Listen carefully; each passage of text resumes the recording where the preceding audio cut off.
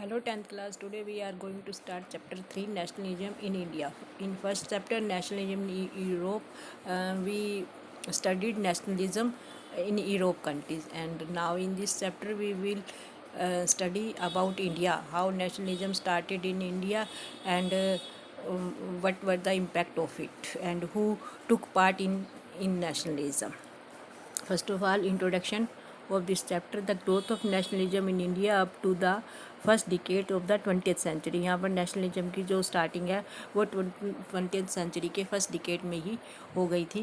Nationalism captured the imagination of people and different social groups participated in the movement. Next अब आपका page number 30 है, जो जहाँ से ये चैप्टर स्टार्ट हो रहा है। द फर्स्ट वर्ल्ड वॉर, खिलाफत and non cooperation. First world war, जो फर्स्ट चैप्टर था आपका नेशनलिज्म इन यूरोप, वो जो लास्ट बल्कान एरिया का जो टॉपिक था, वो बल्कान एरिया में जो टेंशन चल रही थी, वहाँ के जो कंट्रीज़ थे, जितने भी कंट्रीज़ थे वो एक दूसरे से लड़ रहे थे। तो जो वो बिग पावर्स थी, यूरोप की बिग पावर्स है, वो उन्होंने वहाँ पर इंटरफेयर स्टार्ट कर दिया, जिसके कारण ये जो फर्स्ट वर्ल्ड वॉर वहीं पर स्टार्ट हो गई थी। हमने वो चैप्टर वहीं पर ही ख़त्म किया था जहाँ फर्स्ट वर्ल्ड वॉर स्टार्ट हो गई। तो ये चैप्टर वहाँ से स्टार्ट हो रहा है जहाँ फर्स्ट वर्ल्ड वॉर स्टार्ट हो गई थी। जब फर्स्ट वर्ल्ड वॉर स्टार्ट हुई थी 1914 से लेकर 1970 तक, उस टाइम हमारे कंट्री में ब्रिटिश का रूल था। तो in the year after 99 we see the national development movement spreading to new areas, incorporating new social groups and developing new models of struggle. How do we understand these development? What implication did they have? जो 99 के बाद जो development हुई हमारे country में nationalism में, उससे पहले हम देखेंगे कि जो फर्स्ट वर्ल्ड वॉर में है उसके क्या इम्पैक्ट हुए हमारे कंट्री में। First of all, the war created a new economic and political situation.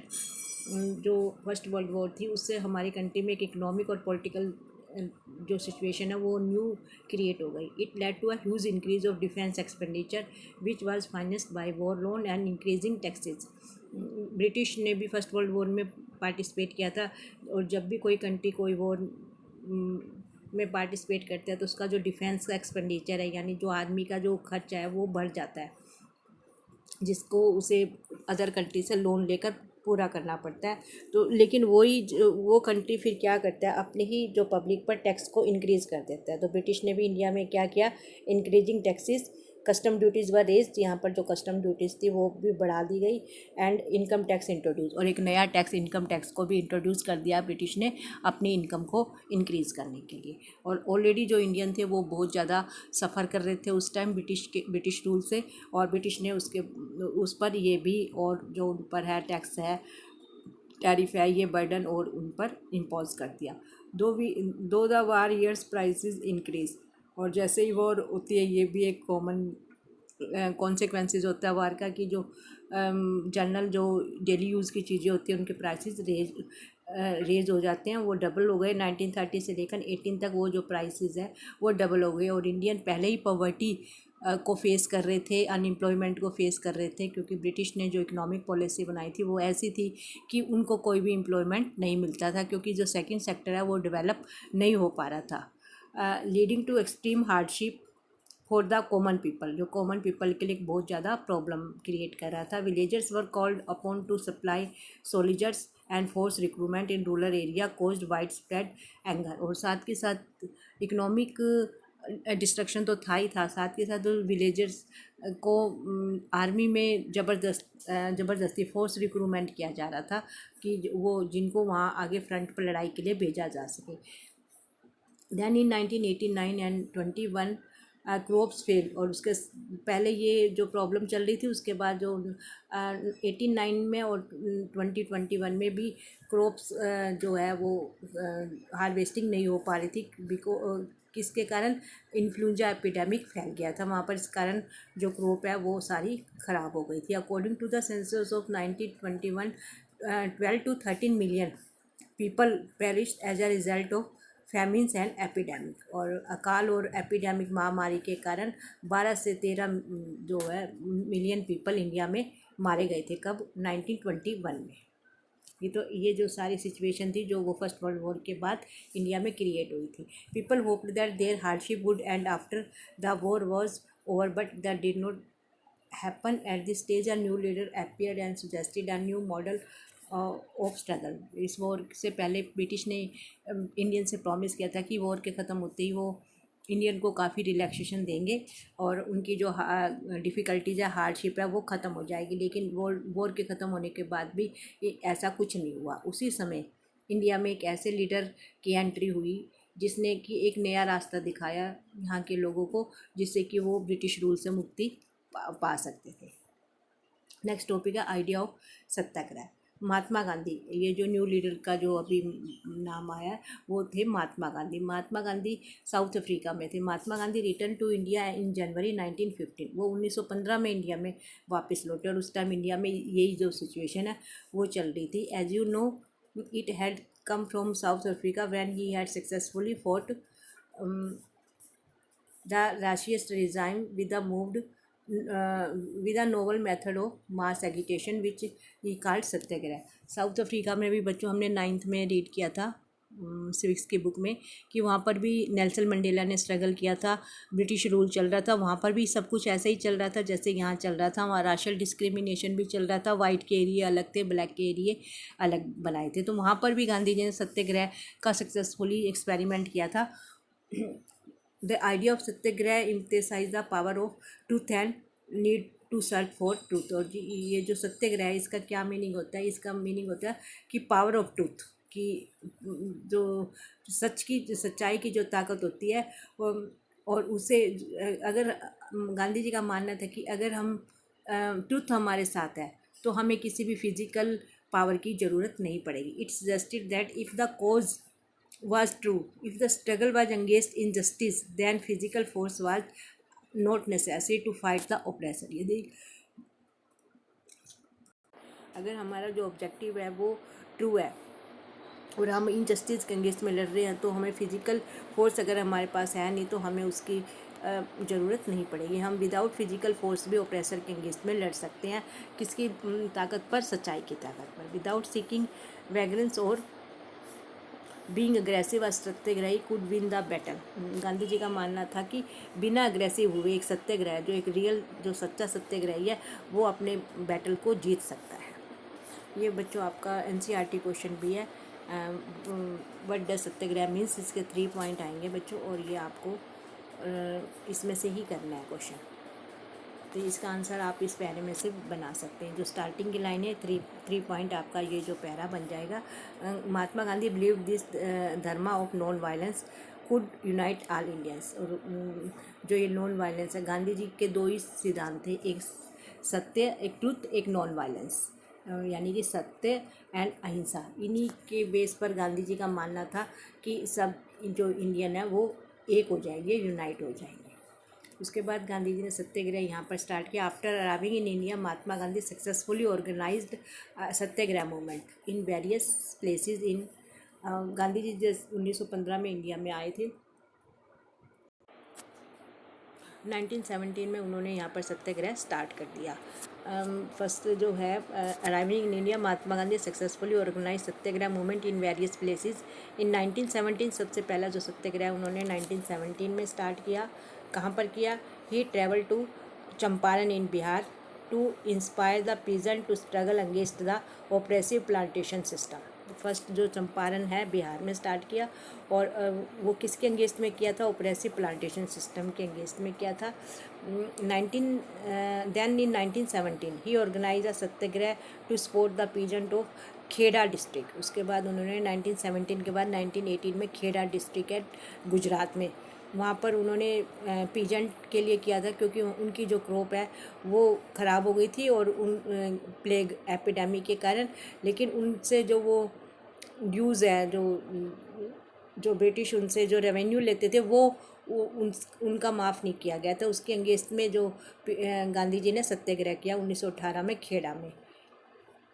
In 1918 Mahatma Gandhi went to Ahmedabad in organised a satyagraha movement among cotton mill workers. और 18 में ही महात्मा गांधी ने अहमदाबाद में जो कॉटन मिल वर्कर्स है उसकी उनके लिए सत्याग्रह किया। तो ये महात्मा गांधी के 3 सत्याग्रह है बच्चों। 1917 में 2 हैं और 1918 में अहमदाबाद में। 17 में चंपारण में बिहार में और खेड़ा गुजरात में, और 18 में अहमदाबाद गुजरात में। ये तीनों जो है ना आपके मैप के लिए भी इम्पोर्टेंट क्वेश्चन है और वैसे भी ये क्वेश्चन इम्पोर्टेंट है। उसके बाद बच्चों आ गया रोल्ट एक्ट। रोल्ट एक्ट एक बहुत ही ज़्यादा ओप्रेसिव एक्ट था जो ब्रिटिश इम्पीरियल गवर्नमेंट ने पास किया था 99 में।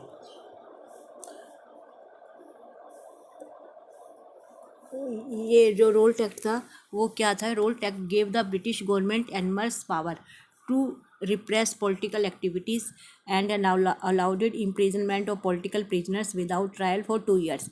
रोल्ट एक्ट एक ऐसा एक्ट था जो कि ब्रिटिश गवर्नमेंट को ये राइट देता था कि वो किसी भी लीडर को बिना किसी ट्रायल के 2 साल के लिए जेल में बंद कर सकते हैं।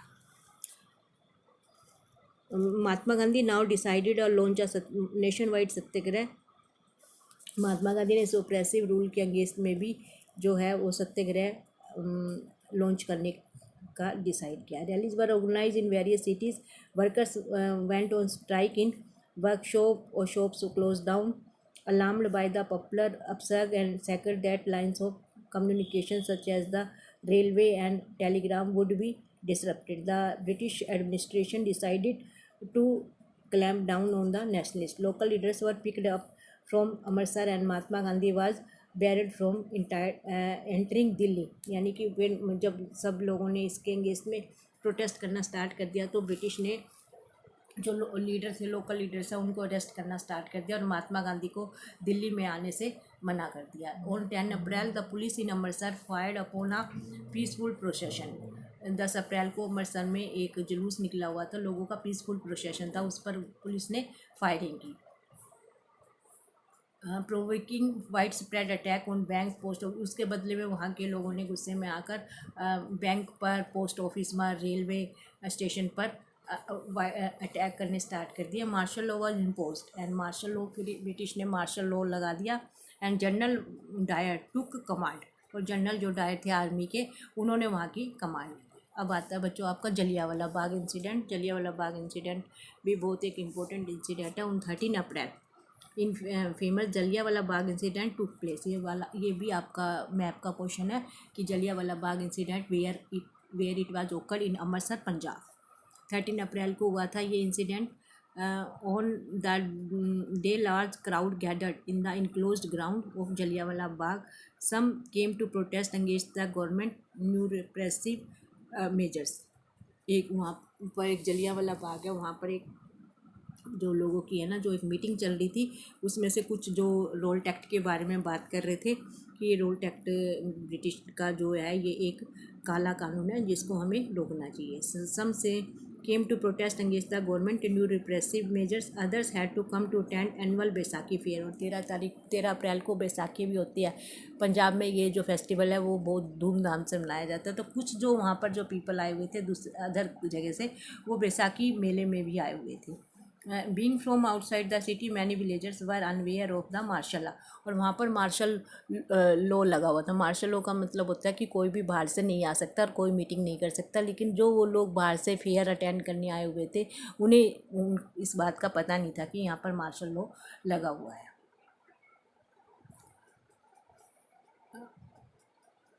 Martial law that had been imposed. Dyer जब वो उसमें जलियांवाले बाग में मीटिंग कर रहे थे, Dyer entered the area block the exit point. General Dyer ने वहाँ पर एंटर किया और जो बाहर जाने का रास्ता था उसे ब्लॉक कर दिया and open fire on the crowd. और जो भीड़ थी उस पर ओपन फायर स्टार्ट कर दिया। किलिंग हंड्रेड्स, इससे जो है हज़ारों लोग मर गए। ही जो ऑब्जेक्टिव ही declared later was to produce a moral effect. उसने जनरल डायर ने बाद में ये स्टेटमेंट दी कि उसका जो उद्देश्य था वहाँ पर ओपन फायर करवाने का, उसके पीछे ये था कि एक जो फियर है लोगों में ब्रिटिश रूल के लिए मन में आ जाए, जिससे कि आगे कोई भी जो इंडियन है वो कभी भी ब्रिटिश के अगेंस्ट में बोलने की हिम्मत ना कर सके।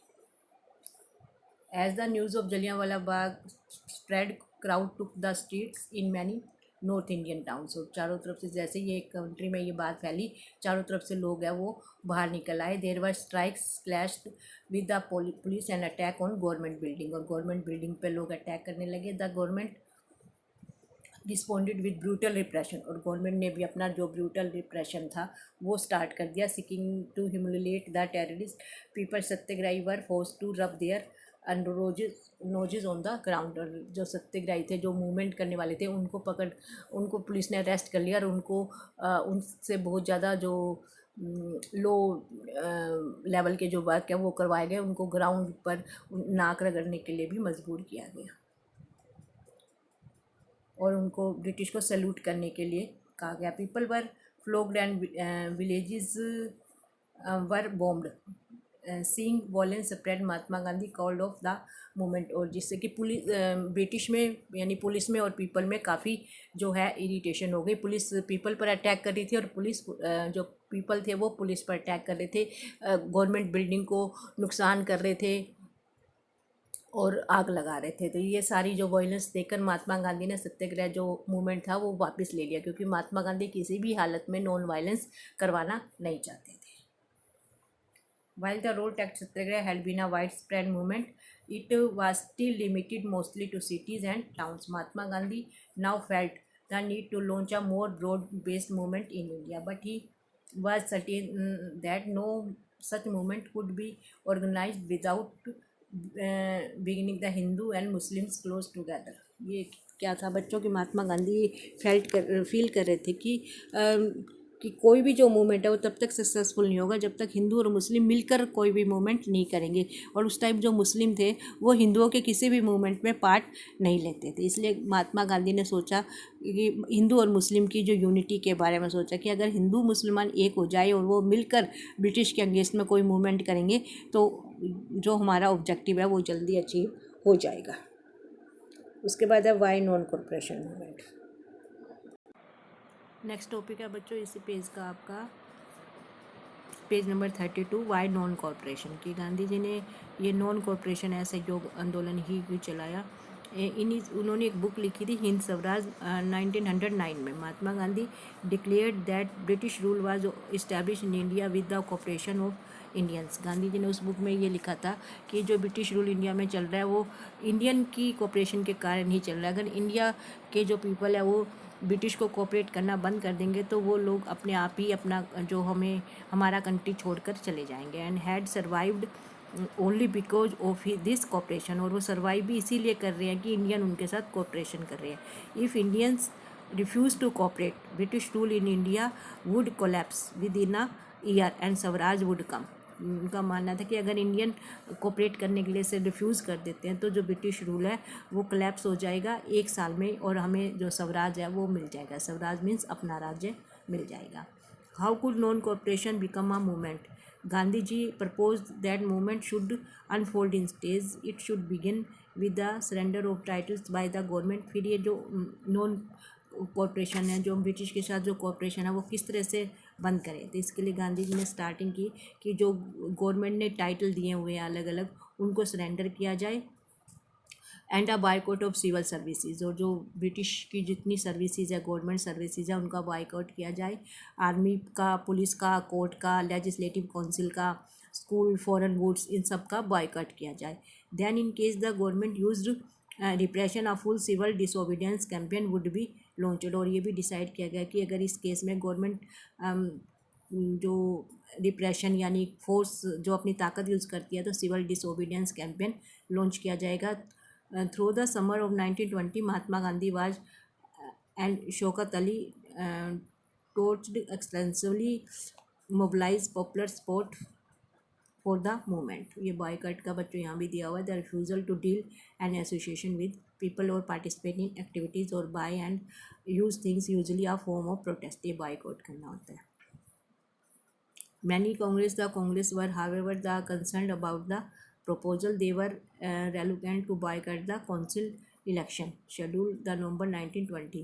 Then they feared that movement might lead to popular violence. In the months between September and December, there was an intense tussle within the Congress. For a while, there seemed no meeting point between the supporters and the opponents of the movement. Finally, at the Congress session at Nagpur in December 1920, बच्चों ये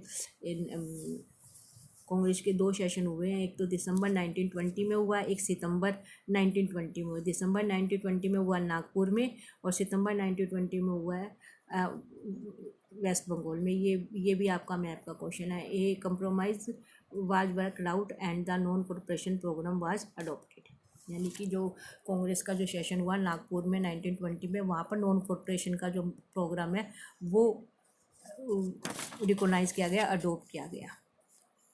How did the movement unfold? Who participated and how did different social groups receive of idea of non cooperation? ये बच्चों आपका next topic है कि किस तरह से अब जो नॉन कॉर्पोरेशन है वो स्टार्ट किया गया। जो नेक्स्ट टॉपिक है आपका different strength with in the movement, ये हम अब नेक्स्ट वीडियो में करेंगे। ये वीडियो यहीं तक। Okay student, bye.